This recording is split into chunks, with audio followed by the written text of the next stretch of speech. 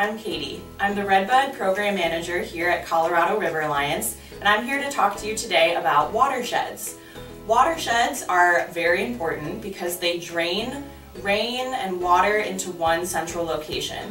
That could be a creek, a stream, or a river, like our Texas-Colorado River, which, if you didn't know, is where we get 100% of our drinking water here in Austin.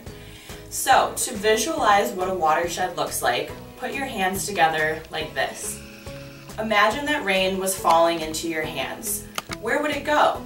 Well, if a drop landed on your thumb here, it would move through all of the creases and lines in your hands and eventually start to collect at the very bottom near your pinkies. That's kind of how a watershed works, because gravity is pulling water all throughout the land into one location, like a body of water. And guess what? Anywhere that you are on Earth, you're always in a watershed, whether you're at your house, school, or somewhere else that you like to hang out.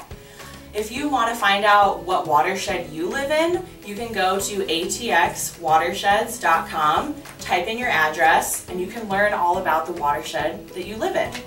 Here in Austin, we have 53 different watersheds. So I have my map here of all of these different watersheds in Austin. Right now, we are located in the Town Lake watershed, which is Lady Bird Lake. As we all know, Lady Bird Lake used to be called Town Lake, and that's where we're at.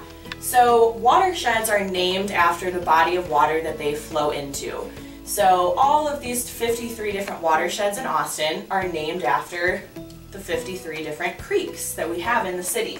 So if you live in the Walnut watershed, that means if it rains anywhere in this area, that water will find its way to Walnut Creek. But you can be in more than one watershed at the same time, because all of these different smaller watersheds will eventually drain into the Colorado River. So because they're all part of the Colorado River watershed, we're in two watersheds at the same time. So that's kind of cool. Now, why does this matter? Why do we need to know about watersheds? Well, watersheds are important because they tell us that anything that happens on the land is going to affect the water. Think about if you throw a piece of trash on the ground. Well, right now it's just on the land, but what happens after it rains or after water comes through that area? That small piece of trash could make its way through several watersheds, all the way into the Colorado River watershed, and eventually maybe all the way out to the ocean. So, we are going to zoom in a little bit on one of these watersheds and talk about the different features. So now we're going to zoom in on one of those watersheds to see the different features that actually allows water to move throughout the watershed. So we wouldn't have any water in the watershed without precipitation. Precipitation can come in the form of rain, snow, sleet, or hail, and once that water falls to the ground, it becomes part of the watershed.